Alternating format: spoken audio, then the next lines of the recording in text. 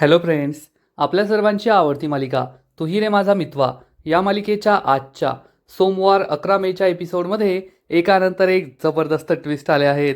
आणि फ्रेंड्स, सगळ्यात मोठा ट्विस्ट म्हणजे सात्विका या प्रकरणामध्ये रमाकांत आणि सुप्रियाची काहीच चूक नव्हती. त्यांना एका तिसऱ्या व्यक्तीने अडकवलं होतं. ही गोष्ट अविनाश मामाला समजली आहे आणि अविनाश मामाने चक्क वल्लरीला हे बोलून दाखवलं की मला कळलंय की या सगळ्या प्रकरणात सुप्रिया आणि रमाकांत भाऊजींची काहीच चूक नव्हती. एका तिसऱ्या व्यक्तीने त्यांना फसवलं होतं. आणि मग वल्लरीने विचारलं कुणी, तेव्हा अविनाश मामाने चक्क वल्लरीकडे बोट दाखवलं आणि सांगितलं मला सगळं समजलंय. मग आता मामाला या मामीची कटकारस्थानं समजली आहेत का? मामा या मामीची काय अवस्था करणार हे पाहायला मजा येईल. मग हे सगळं नेमकं घडलं तरी कसं हे जाणून घेण्यासाठी हा व्हिडिओ शेवटपर्यंत नक्की पहा. फ्रेंड्स, आजच्या एपिसोडच्या सुरुवातीलाच रमाकांत खूप दुःखी होऊन अर्णव आणि अंजलीकडे पाहतो, पण हे दोघे त्याच्या नजरेला नजर देत नाही. रमाकांत दुःखी होऊन घराबाहेर निघून जातो. त्यामुळे वल्लरी खूप खुश होते की रमाकांतला या घरात जागा मिळाली नाही, आता मला काही भीती नाही. पण ईश्वरी काय ऐकत नाही. ईश्वरी म्हणते तुम्ही सगळे काय करताय, आणि ईश्वरी रमाकांतच्या मागे मागे धावत जाते आणि बाबा म्हणून त्याचा हात पकडते, त्याला थांबवते. बाबा तुम्ही कोठेच नाही जाणार. पण रमाकांत म्हणतो नाही ईश्वरी, तू माझ्याबरोबर नाही यायचंय, मी सुद्धा या घरात नाही राहणार. तू तुझा संसार महत्त्वाचा आहे, तुझा संसार कर. तेवढ्यात अर्णव तेथे येतो आणि ईश्वरीवर ओढून म्हणतो बस झालं मी सिंदोर, त्यांना जेथे जायचं तेथे जाऊ दे, तू त्यांच्याबरोबर जायचं नाहीये. रमाकांत सुद्धा ईश्वरीला समजावण्याचा प्रयत्न करतो. हो ईश्वरी बेटा, माझ्यासाठी तू तुझा संसार मोडू नकोस, तुझं घर सोडू नकोस. असं म्हणून रमाकांत खूप दुःखी होतो. घरात सगळ्यांकडे एकदा पाहतो आणि बाहेर निघून जातो. पण ईश्वरी काय ऐकत नाही आणि ईश्वरीसुद्धा रमाकांतच्या मागे मागे जाते. अर्णवला जबर धक्काच बसतो आणि तेवढ्यात मामी वल्लरी घराचे दरवाजे लावून घेते आणि अर्णवला ठणकावून सांगते ईश्वरीला जायचं असेल तर जाऊ दे, पण त्या दोघांनाही आता या घरात जागा नाही. अर्णव तेथेच उभा राहतो. अंजली रडत असते. मामा आजी यांना खूप वाईट वाटतं. अर्णवला कळतच नाही की आता ईश्वरीचं काय करायचं. आणि इकडे आकाश खूप चिडलेला असतो. त्याच्यावर हल्ला कुणी केला हेच त्याला कळत नाही. तेव्हा नम्रता त्याला समजावून सांगते सर जाऊ द्या, तुम्ही त्याचा विचार जास्त करू नका. मी पोलीस कंप्लेंट केली आहे, पोलीस त्याला पुढच्या चेक नाक्याला शोधून काढतील. चला आता आई बाबा घरी आले असतील, मला घरी जायचंय. तर आकाश म्हणतो मी तुला सोडतो. नम्रता म्हणते नको सर, तुम्ही मला घरी सोडायला याल, मग तुमच्या घरी जाल, तुम्हाला आणखीन उशीर होईल, परत तुमची आई चिडेल, मी माझी रिक्षाने जाते. आकाश हा तिला सोडायला रिक्षाजवळ येतो आणि नम्रता त्याला बाय करून तेथून निघून जाते. आकाश तिच्याकडे पाहून स्माईल करत असतो आणि त्याच वेळेस सायको शुब्बू तेथे येतो.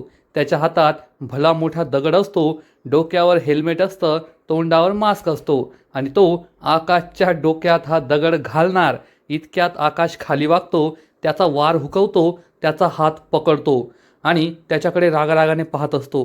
पण हा शुब्बू आहे हे त्याच्या लक्षात येत नाही. तेवढ्यात शुब्बू त्याला खाली पाडतो आणि त्याच्या पोटावर बसून त्याच्या डोक्यात पुन्हा दगड घालणार. तर आकाश त्याचा हात पकडतो आणि त्याला खाली पाडतो. त्याच्या उरावर बसून त्याची चांगली धुलाई करतो. त्याच्या पोटात 2-3 ठोसे देतो आणि त्याचं हेल्मेट काढण्याचा प्रयत्न करतो की हा नेमका कोण आहे जो माझ्यावर पुन्हा पुन्हा हल्ले करतोय.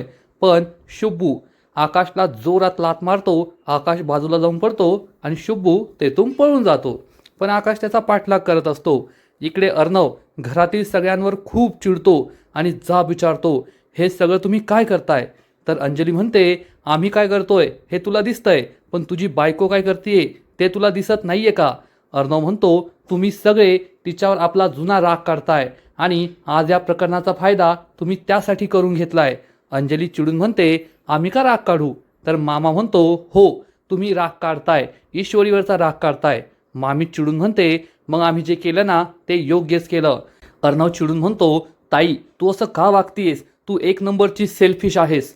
तर अंजली उभी राहून म्हणते सेल्फिश मी नाहीये तर तुझी बायको आहे, पण तुझ्या डोळ्यावर तर प्रेमाची आंधळी पट्टी आहे ना, त्यामुळे तुला तिचं वागणं कळतच नाहीये.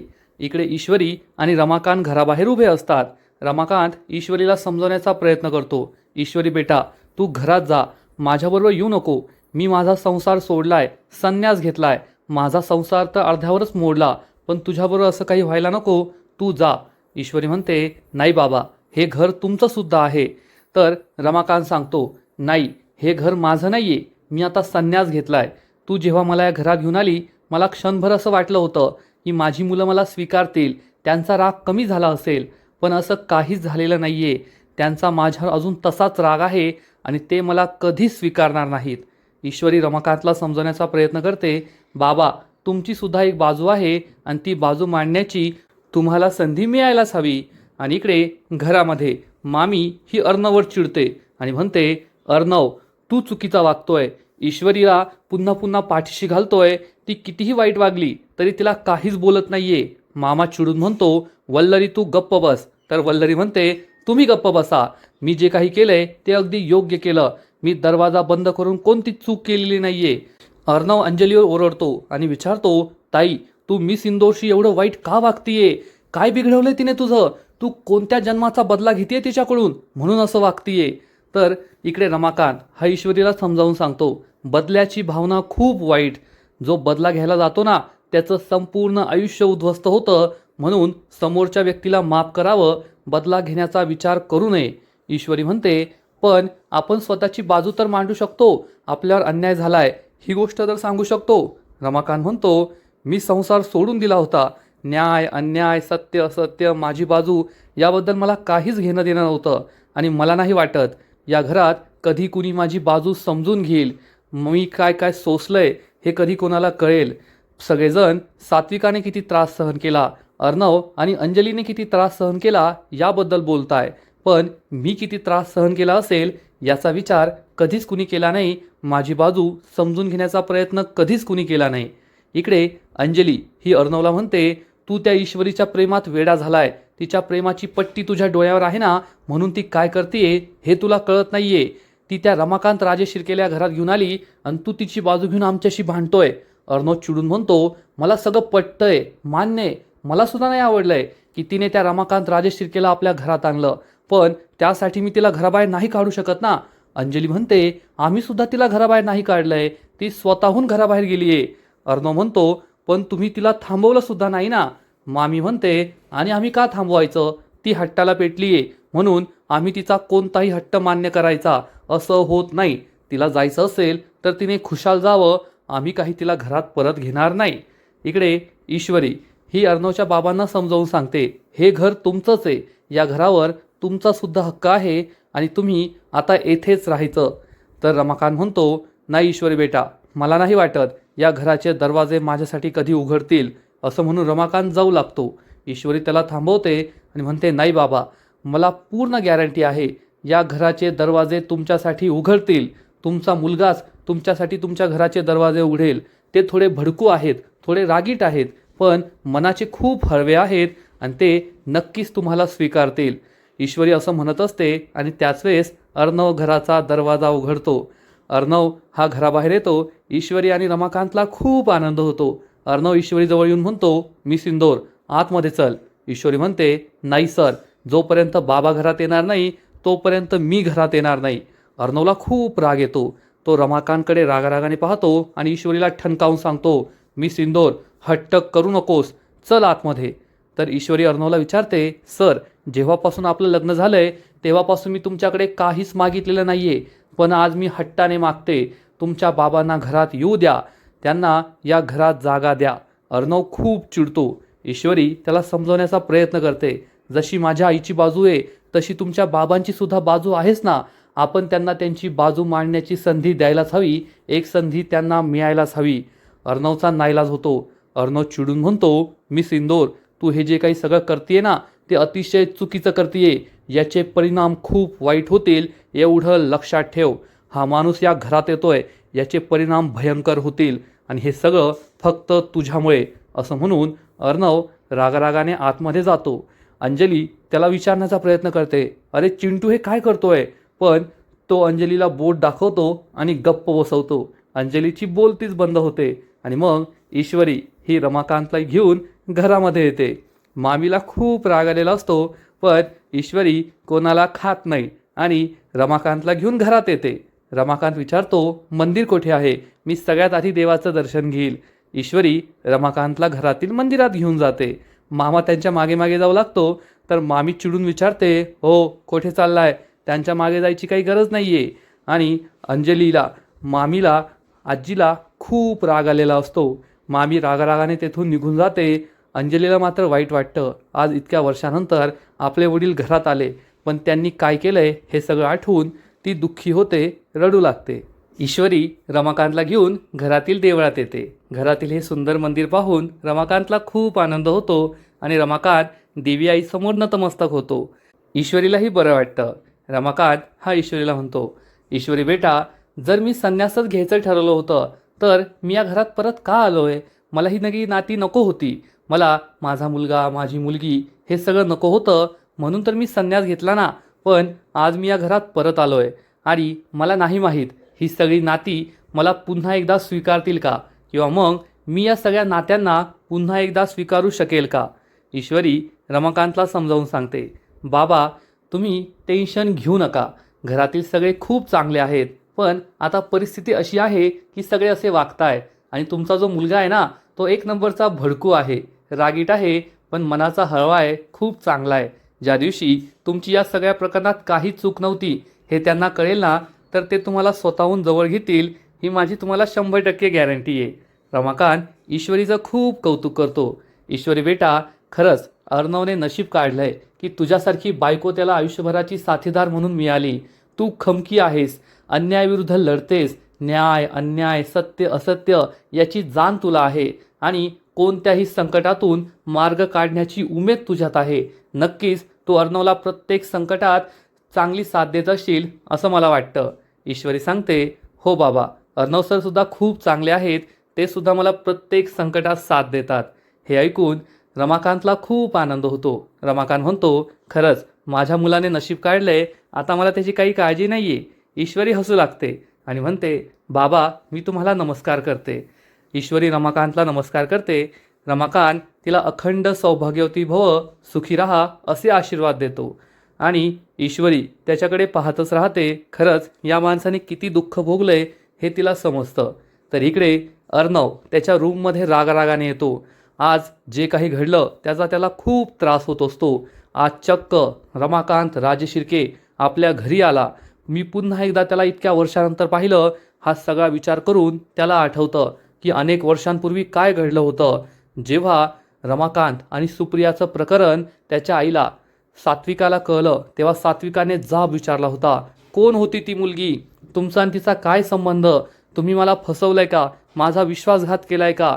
आणि छोट्याशा अर्णवने हे सगळं ऐकलं होतं. सात्विका कशी रडत होती आणि त्यानंतर काय काय घडलं हे सगळं त्याला आठवतं. तेवढ्यात अर्णवची नजर ईश्वरीसाठी आणलेल्या सगळ्या सरप्राईजेसवर जाते, जेथे ईश्वरीसाठी एक आय लव्ह यू म्हणणारं ग्रीटिंग कार्ड असतं, एक फुलांचा बुके असतो, चॉकलेट्स असतात, गिफ्ट्स असतात आणि अर्णव आपला सगळा राग या वस्तूंवर काढतो. सगळ्यात आधी तर हे ग्रीटिंग कार्ड फाडून फेकून देतो. त्यानंतर हा बुके, हे गिफ्ट्स हे सगळं फेकून देतो, त्याची तोडफोड करतो. आपला सगळा राग तो या वस्तूंवर काढतो. अर्णव खूप चिडलेला असतो. अर्णवला आठवतं आज काय काय घडलं. ईश्वरी रमाकांतला घेऊन घरी आली. मग मी रमाकांतला घराबाहेर हाकललं तर ईश्वरीने धमकी दिली, जर हे या घरात राहणार नसतील तर मी सुद्धा या घरात राहणार नाही. आणि मग हट्टाने ती त्या माणसाला या घरात घेऊन आली. हे सगळं अर्णवला आठवतं आणि अर्णव डोक्याला हात लावून बसतो. तेवढ्यात ईश्वरी रूममध्ये येते आणि ईश्वरी ही अर्णवला पाहते. या सगळ्या अस्तव्यस्त झालेल्या तुटलेल्या फुटलेल्या वस्तू पाहते. ईश्वरीला समजतं की अर्णव खूप चिडलाय. अर्णव हा दुःखी होऊन बसलेला असतो. ईश्वरी त्याच्याजवळ येते, खांद्यावर हात ठेवून म्हणते, अर्णव सर. तर अर्णव, मिस इंदोर शटअप, एक शब्दसुद्धा बोलायचा नाही आहे, नॉट अ सिंगल वर्ड असं तिला ठणकावून सांगतो आणि आदळआपट पुन्हा सुरू करतो. ईश्वरीला समजतं याच्याशी बोलून फायदा नाही आहे, नाहीतर या जमदाग्नीच्या अग्नीत आपण नक्कीच भस्म होऊ. आता याला कसं समजून सांगावं हेच ईश्वरीला समजत नाही. आणि इकडे मामा, मामी, आजी, वल्लरी यांची सभा भरलेली असते. आजी ही खूप टेन्शनमध्ये असते. अंजली विचारते, आजी हे सगळं आपल्या घरात काय चाललंय, ईश्वरी मनमानी करतीये आणि आपण ती सहन करायची का. मामी म्हणते, हो, ईश्वरीला जे वाटतं ना ईश्वरी तेच करते आणि खरं सांगायचं तर चूक अर्णवची आहे, कारण ईश्वरी जे म्हणेल अर्णव त्याला होकार देतो. त्यामुळे ईश्वरी आपल्या डोक्यावर बसून नाचायला लागलीये आणि आपण काहीच करत नाहीये. मामा म्हणतो वल्लरी, तर मामी म्हणते तुम्ही गप्प बसाओ, तुम्ही काय तिचीच बाजू घ्याल. मामा गप्प बसतो. वल्लरी म्हणते त्या रमाकांतला ती घरी घेऊन आली का, तर म्हणे कारण तिला तिच्या आईला निर्दोष सिद्ध करायचंय आणि आपण तिला म्हणालो तू तुझ्या आईबद्दलचे पुरावे घेऊन ये, तुझ्या आईला निर्दोष सिद्ध कर. एक सुद्धा पुरावा तिला भेटला नाही. भेटून कोण भेटला तर हा रमाकांत. रमाकांतला या घरात घेऊन आली आणि आता रमाकांतला आपल्या डोक्यावर बसून नाचवती ती. अंजली म्हणते आजी तूच आता चिंटूला समजाव. तर आजी म्हणते मी त्याला काय समजवणार, तो कधी कोणाचं ऐकतो का, आणि मला नाही वाटत तो माझं काही ऐकेल आणि मी त्याला समजवायला सुद्धा जाणार नाहीये. अंजली म्हणते अगं आजी असं काय करतेस, तू घरातील सगळ्यात मोठी आहेस ना, तो तुझा नक्की ऐकेल. त्याला समजावून सांग की ईश्वरी कसं त्याला त्रास देतीये, कसं त्याच्याशी माइंड गेम खेळतीये, त्याला फसवून गोड गोड बोलून आपल्या मनासारखं सगळं करून घेतीये. तर आजी म्हणते नाही, माझं तर काही डोकंच चालत नाहीये, त्यामुळे मी या प्रकरणात लक्षच देणार नाहीये. अंजली म्हणते आणि ते रमाकांत. तर मामा तिला थांबून म्हणतो थांब अंजली, ते तुझे वडील आहेत हे लक्षात ठेव आणि या घरावर त्यांचा सुद्धा हक्क आहे. तर अंजली म्हणते मामा तेच तर विसरण्याचा प्रयत्न करत होतो आम्ही इतकी वर्ष की ते आमचे वडील आहेत, आम्हाला त्यांची गरज नाहीये. तर मामा तिला समजवण्याचा प्रयत्न करतो अंजली ऐकून घे, या सगळ्या प्रकरणामध्ये नक्कीच त्यांची सुद्धा काही बाजू असेल ना, आणि जर त्यांना फसवलं गेलं असेल तर आपण त्यांची बाजू ऐकून घ्यायला हवी. हे सगळं कुणी घडून आणलं ते आपण जाणून घ्यायला हवं आणि जर ईश्वरी यासाठी प्रयत्न करते ना तर आपण सुद्धा तिची साथ द्यायला हवी, रमाकांत भाऊजींची साथ द्यायला हवी. अंजली काही बोलणार इतक्यात मामी म्हणते ठीक आहे, आम्ही मान्य केलं, हे सगळं त्यांनी नाही केलंय, त्यांची चूक नाहीये, मग कुणी केलं आहे का ईश्वरीकडे पुरावे? किती वेळ दिला आपण तिला पुरावे शोधायला, पण तिने पुरावे शोधले नाहीत. आणि जेव्हा जावई बापूंविरुद्ध पुरावे शोधायची वेळ आली तेव्हा ती अर्णवला कोठे कोठे घेऊन गेली हे सगळं तुम्हाला आठवतंय ना. अंजली चिडून म्हणते मामी मला सगळं आठवतंय. या घरात आहे ना प्रत्येक व्यक्तीसाठी वेगवेगळे नियम आहेत. ईश्वरी घरची सून आहे, तिला वेगळे नियम, आणि माझा नवरा या घरचा जावई आहे, त्यांना वेगळे नियम, आणि मला हे बिलकुल आवडत नाहीये. मामी म्हणते त्या ईश्वरीने आपल्या घरचं वाटोळं केलंय आणि अर्णव तिची साथ देतोय. मला तर वाटतं त्या ईश्वरी आधी ना त्या अर्णवला सरळ करायला पाहिजे. तो ऐकतच नाहीये, तो त्या ईश्वरी मागे वाहवत जातोय. ईश्वरी जसं म्हणेल तसं करायचं. ईश्वरीने धमकी दिली की आम्हाला या घरात राहायचं नाही, लगेच त्या रमाकांतला घरात घेऊन आला. अंजली चिडून म्हणते मग आपण त्या ईश्वरीसारख्या धमक्या देऊ शकत नाही का, आपल्या मनासारखं काम करून घेऊ शकत नाही का? मामी म्हणते नाही, ते आपल्याला कसं जमणार, कारण अर्णव आपल्या धमक्यांना भीक घालणारच नाही, तो फक्त ईश्वरीच्या धमक्यांना घाबरतो, तो आपल्याला काही घाबरत नाही. सगळ्यांनाच हे पटतं. आणि इकडे अर्णव मात्र ईश्वरीवर चांगला चिडचिड करत असतो आणि म्हणतो मी सिंदूर, मला त्या माणसाच्या बाजूने एक शब्दसुद्धा ऐकून घ्यायचा नाहीये, मला त्या माणसाबद्दल काहीच ऐकायचं नाहीये. तुला बोलायचं असेल तर दुसरं बोल, रमाकांत नावाचा विषय माझ्यासाठी संपलाय. ईश्वरी म्हणते सर मी त्यांच्या बाजूने बोलतच नाहीये, मी फक्त म्हणतीये जशी माझ्या आईची बाजू आहे तशी त्यांची सुद्धा बाजू असूच शकते ना. अर्णव चिडून म्हणतो असू शकते, पण या माणसाने मग सगळं फेस करायला हवं होतं ना. स्वतःच्या बायकोला, 2 लहान मुलांना असं सोडून हा माणूस पळून गेला. जर या माणसामध्ये हिंमतच नव्हती स्वतःच्या मुलांना सांभाळण्याची तर जन्म तरी कशाला घातला, लग्न तरी कशाला केलं याने.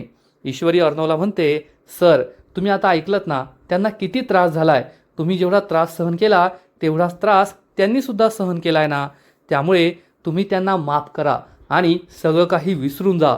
अर्णवला मोठा धक्काच बसतो. अर्णव विचारतो सगळं विसरून जाऊ, माफ करू, थांब. असं म्हणून अर्णव त्याच्या कपाटातून एक जुनी पेटी बाहेर काढतो.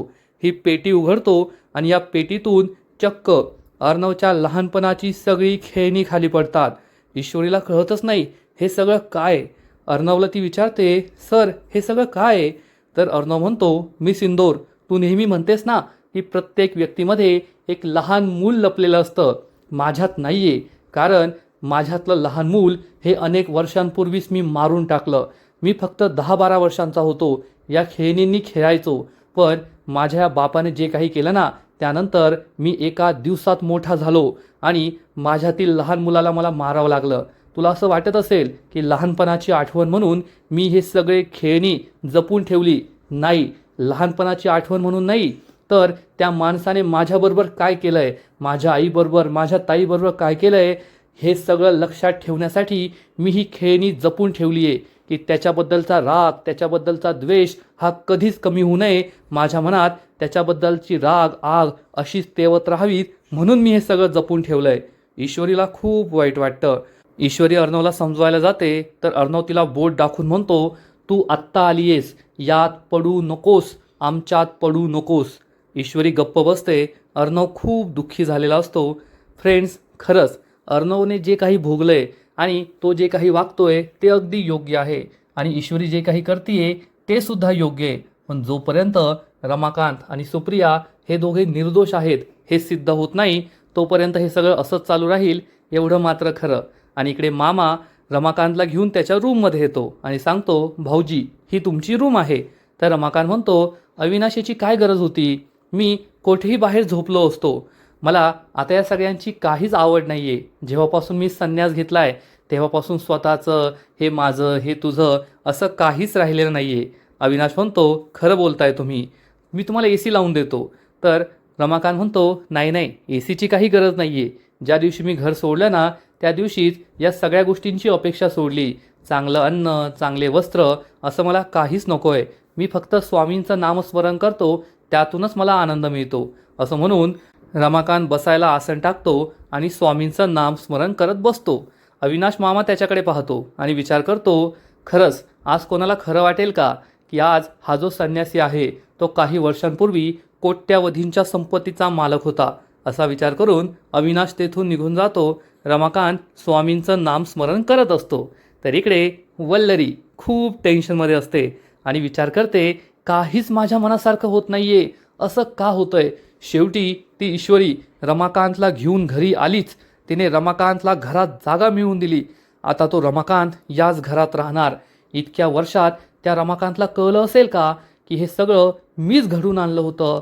सुप्रिया आणि त्याच्या प्रकरणामागे माझाच हात होता आणि जर त्याला हे समजलं, त्याने हे सत्य सगळ्यांसमोर आणलं तर माझं काय होईल, असाच विचार वल्लरी करत असते. आणि त्याच वेळेस मामा तेथे येतो आणि विचारतो, वल्लरी कसला विचार करतीये. वल्लरी म्हणते, नाही कसला नाही. तर मामा तिला जाब विचारतो, तू हाच विचार करत असशील ना की ईश्वरीवर आता नवीन नवीन आरोप काय लावायचे, ईश्वरीला कसा त्रास द्यायचा. मामी चिडून म्हणते, हो तुम्ही गप्प बसा. तर मामा म्हणतो, नाही नाही नाही, तुला हा त्रास होत असेल की रमाकांत भाऊजी घरात का आले, कारण घरात सगळ्यात जास्त त्रास तूच त्यांना दिलास. जेव्हा ते घरात आले तेव्हा तूच फडाफडा त्यांना बोललीस, त्यानंतर घराचा दरवाजा लावून घेतलास, ईश्वरीसुद्धा घराबाहेर काढलं. हे सगळं तू का केलं ना, मला तेच कळत नाहीये. मामी चिडून विचारते, तुम्हाला का कळत नाहीये, त्या माणसामुळे आपल्या सात्विकाताईने जीव दिला, अर्णव आणि अंजलीने काय काय भोगलंय म्हणून मी हे सगळं केलं. तर मामा म्हणतो, खरंच तुला माझ्या ताईची आणि अर्णव अंजलीची एवढी काळजी वाटते. तुला खरं सांगू का, मला एक गोष्ट कळली आहे. मामी विचारते, काय. तर मामा सांगतो, मला कळलंय की सुप्रिया वहिनी आणि रमाकांत भाऊजींबद्दल जे काही घडलं ते सगळं खोटं होतं, कुणाचं तरी कटकारस्थान होतं. मामीच्या पायाखालची जमीनच सरकते. मामी ही मामाकडे आश्चर्याने पाहते. मामा म्हणतो, मला हे सुद्धा कळलंय, हे सगळं करण्यामागे एक तिसरीच व्यक्ती होती. मामी घाबरून विचारते, कोणती व्यक्ती. आणि मामा चक्क तिच्याकडे बोट दाखवतो. मामी थरथर कापूस लागते. मग खरंच मामाला हे सत्य कळलंय का की जे काही सुप्रिया आणि रमाकांत बरोबर घडलं होतं, हॉटेल रूममध्ये जे काही घडून आणलं होतं त्यामागे ही वल्लरीच होती. जर मामाला हे कळलं असेल ना तर मामीचे दिवस भरलेत एवढं मात्र नक्की, कारण मामी ही मामाला कधी एक शब्दही बोलू देत नाही. पण ज्या दिवशी मामाला हे कळेल त्या दिवशी तो वल्लरीची वरात काढणार, तिला घराबाहेर हाकलणार, यात शंका नाही. आणि आजचा एपिसोड येथेच संपतो. फ्रेंड्स, तू ही रे माझा मितवा या मालिकेचा आजचा एपिसोड खरंच खूप भारी होता, खूप इंटरेस्टिंग होता. आता मामाला नेमकं काय कळलंय हे तर आपल्या उद्याच्या एपिसोडमध्येच कळेल. उद्याचा एपिसोडसुद्धा खूप भारी असणार आहे. पुढील एपिसोडमध्ये आपण पाहू, ईश्वरी ही अर्णवला ठणकावून सांगेल, माझी आई आणि तुमचे बाबा या प्रकरणात त्यांचा काहीच दोष नव्हता आणि ज्या व्यक्तीने हे सगळं घडून आणलंय मी तिला शोधून काढणार आणि जोपर्यंत मी तिला शोधत नाही मी स्वस्थ बसणार नाही. अर्णव या विषयावर काहीच बोलत नाही. आणि मग थोड्या वेळानंतर आपला राजेश हा घरी आलेला असेल आणि अंजली त्याला कुटुंब प्रमुखाच्या खुर्चीवर बसवणार. पण त्याच वेळेस ईश्वरी तेथे येईल आणि म्हणेल, ताई ही जागा तुमच्या नवऱ्याची नाही तर बाबांची आहे. ते या घरचे कुटुंब प्रमुख आहेत. त्यामुळे अंजलीच्या पायाखालची जमीनच सरकणार. ईश्वरी कुटुंब प्रमुखाच्या खुर्चीवर रमाकांतला बसवेल. त्यामुळे अर्णवला राग येईल आणि अर्णव चिडून तेथून निघून जाईल. अंजलीचा चेहरा सुद्धा पाहण्यासारखा झालेला असेल. मग आता पुढे काय होईल हे पाहायला मजा येणार आहे. तर फ्रेंड्स, तुम्हाला सुद्धा तू ही रे माझा मितवा ही मालिका आवडते का? नक्कीच कमेंट करून सांगा. आणि या मालिकेचे असेच नवीन नवीन एपिसोड, नवीन नवीन अपडेट सर्वात आधी पाहण्यासाठी व्हिडिओला लाईक करा, शेअर करा, चॅनलला सबस्क्राईब करून बेल आयकॉनवर क्लिक करा. म्हणजे या मालिकेचे नवीन नवीन एपिसोड तुम्हाला सर्वात आधी पाहायला मिळतील. खूप खूप खूप धन्यवाद.